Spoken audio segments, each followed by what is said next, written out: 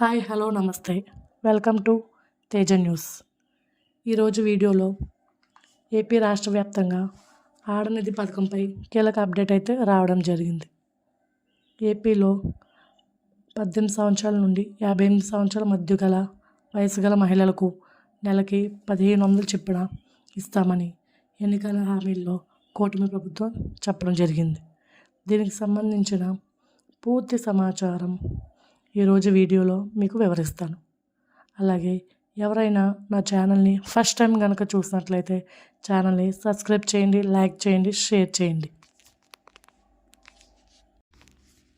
ఏపీలోని కూటమి ప్రభుత్వం ఎన్నికల హామీల్లో భాగంగా సూపర్ 6 పథకాలను అమలు చేస్తారు.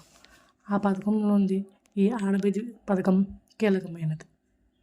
అందులో సూపర్ 6 పథకాల్లో భాగంగా తల్లికి వందనం, gas cylinders, ration cards, Annadata Sukhibhava, NTR భరోసా మరియు పెన్షన్ పెంపు.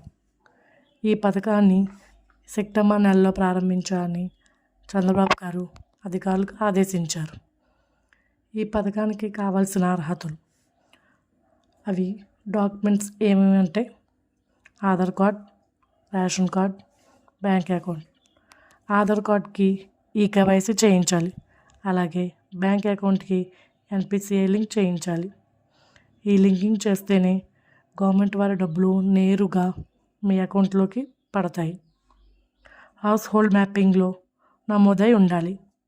సెప్టెంబర్ నెలలో ఈ పథకాన్ని అమలు చేస్తారు కాబట్టి ఈ డాక్యుమెంట్స్ అన్నీ మీరు ముందుగానే రెడీ చేసి ఉంచుకోవాలి. అలాగే ఈరోజు వీడియో